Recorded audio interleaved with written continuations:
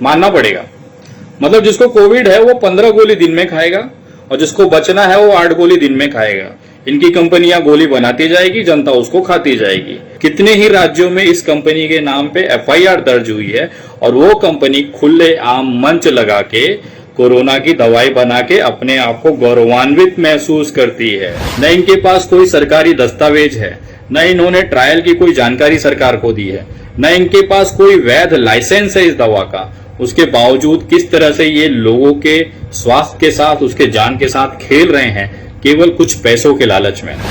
कल वो देखो कितने खुश थे बेचारे कि कोरोना की दवाई हमारे बाबा रामदेव ने खोज ली है और विनय दुबे आ गया आज फिर से बरनौल लेके। कल बहुत उड़ रहे थे तुम लोग अंडभक्तों कि बाबा ने कोरोना की दवा खोजी, बरनौल की बिक्री बढ़ गई। आज विनय दुबे का वीडियो आया, फिर बरनौल की बिक्री बढ़ जाएगी।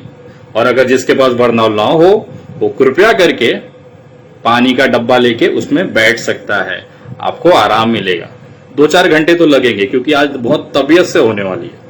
खैर, शुरू करने से पहले आपको बता दो आज का जो वीडियो है वो 2 हिस्सों में बताने जा रहा हूं।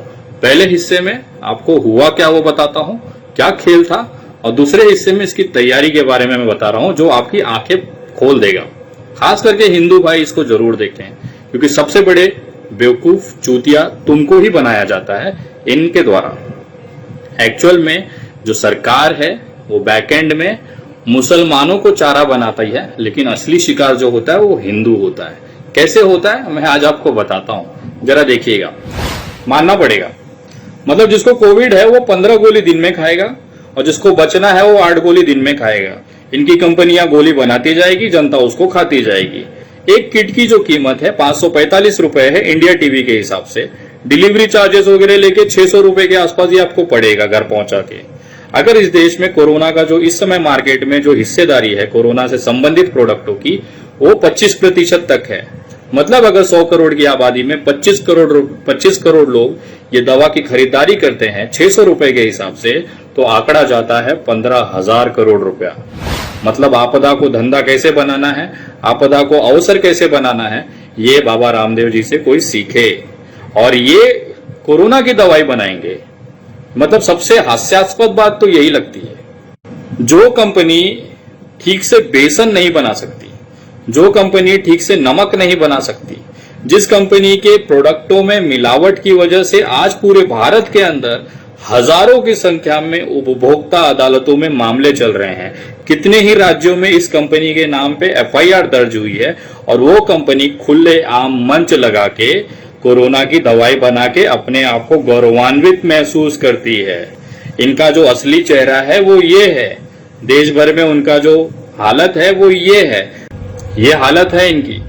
और ये दावा करते हैं कि इस दवाई से 69% लोगों को हमने ठीक कर लिया, वो बच गए। अरे मैं बताना चाहता हूं कि आज जो देश में कोरोना का आंकड़ा है वो 4,56,552 है, जिसमें से 14,483 लोग मरे। मतलब 96.83% लोग बचे हैं। इस पूरे आंकड़े में 96.83% लोग बचे हैं, जो आपके 69% से ज्यादा है। आप और ये ऐसे लोग हैं, 96% ऐसे लोग हैं जिन्होंने आपकी दवा नहीं खाई। बिना आपकी दवा खाए ये लोग जिंदा हैं और आप दावा करते हैं कि हमने कोरोना की दवाई बनाई और वो लोग बच रहे हैं। मैं आपको बताना चाहता हूं कि एक छोटी सी वीडियो है जिसमें कि इनकी पूरी पोल खोली गई है। न इनके पास कोई सरकारी दस्तावेज है, न इन्होंने ट्रायल की कोई जानकारी सरकार को दी है, न इनके पास कोई वैध लाइसेंस है इस दवा का। उसके बावजूद किस तरह से ये लोगों के स्वास्थ्य के साथ, उसके जान के साथ खेल रहे हैं केवल कुछ पैसों के लालच में। ये इतने नीचे गिर जाएंगे ये देश ने नहीं सोचा था। और मैं आपको बताना चाहता हूं कि देश के जो लोग हैं, खास तौर पे जो हिंदू समुदाय है, जो इनको भगवान की तरह मानता है, इनके प्रोडक्टों को अपना इस्तेमाल करता है, सबसे ज्यादा मौतें, सबसे ज्यादा जो दुख होगा, जो तकलीफ होगी, ये आप ही लोगों को मिलनी है। क्योंकि ये व्यापारी आदमी है, ये केवल धंधे और पैसे के पुजारी हैं और वो साबित करता है ये दवा इनकी लॉन्च करके। मुझे एक चीज समझ में नहीं आया, इतनी बड़ी तैयारी, इतनी बड़ी प्लानिंग, बाकायदा प्रेस कॉन्फ्रेंस करके ये सारी चीजें कर रहे हैं, घोषणा भ्रम फैला रहे हैं, उसके बावजूद सरकार क्यों नहीं जागी? अगर ये मामला सोशल मीडिया पे नहीं उठा होता, हम जैसे लोग अगर इसमें आवाज नहीं उठाए होते, देश की जनता वास्तविकता जानने के लिए अगर आवाज नहीं उठाई होती, तो ये आज दवाई मार्केट में होती और कितने ही लोगों के जेब के पैसे अनावश्यक खर्चा हो जाते हैं। ये देखने के बाद आखिर सरकार शाम तक जागती है और बैन लगाती है और इनके पास कार्रवाई करने के लिए कुछ भी नहीं है, केवल एक पत्र भेज देते हैं ऐसे। और अगर ये इतनी ही बड़ी कामयाबी है तो Indian council of medical research इस कामयाबी का जश्न क्यों नहीं मना रहा। कोरोना मरीजों को 100% ठीक करने वाली पतंजलि की दवा पर हल्ला मचा तो अब आयुष मंत्रालय की भी नींद टूटी है। एक बयान जारी कर आयुष मंत्रालय ने कहा कि हमें पतंजलि वाली दवा या उससे जुड़ी रिसर्च की कोई जानकारी नहीं है। मंत्रालय ने अब पतंजलि से दवा के ट्रायल के बारे में सारी जानकारी मांगी है, जैसे CTRI का सर्टिफिकेट, कहाँ ट्रायल किया, किन पर ट्रायल किया, ट्रायल के वक्त जो दवा दी थी उसमें क्या क्या था। इसके अलावा मंत्रालय ने भी ये बताया कि drugs and magic remedies act 1954 के तहत भ्रामक प्रचार करना अपराध है। ये नरेंद्र मोदी सरकार का पक्ष है। कोई गलत जानकारी देकर दवा बेचे तो उस पर कार्रवाई के लिए हमारे देश में कानून है, इन पर नजर रखने के लिए संस्थाएं हैं। अगर भ्रामक दावों के साथ कोरोना की भी दवा बेची जा रही है तो कार्रवाई होनी चाहिए। सब मिले हुए हैं, केवल जनता का खून चूसना है इन सबको मिलके, क्योंकि कद्दू कटेगा तो सब में बटेगा। बाबा जी की दवाई मार्केट में आएगी तो पैसा पब्लिक भरेगी, ऐसे ना पैसा निकले तो वैसे निकाला जाए, डर के नाम पे निकाला जाए, बचने के नाम पे निकाला जाए, ना मरे इसके लिए निकाला जाए, लेकिन पैसे आपसे निकाले जाएंगे चाहे जैसे। यही हालत देश में है और इसकी तैयारी अब जो मैं आपको बताने जा रहा हूं वो बहुत ही भयंकर है।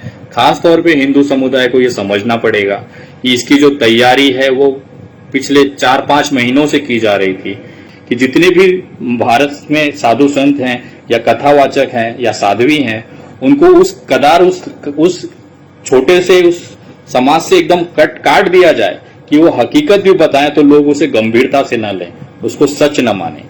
ये व्यापारी दिमाग बाबा रामदेव जी ने लगाया और कहीं न कहीं उनको लगा था कि हम ये इस तरह से लॉन्च करेंगे, कुछ पैसे का लालच सरकार को देंगे और ये कामयाब हो जाएगा।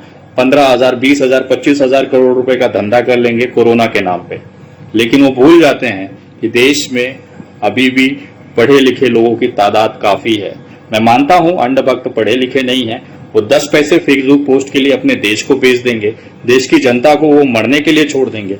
लेकिन अभी भी बहुत से बड़ी तादाद ऐसी है जो हकीकत जानती है, हकीकत जानना चाहती है और आप लोगों के गलत कृत्यों के खिलाफ आवाज उठाने में कहीं भी कोई कसर नहीं छोड़ेगी।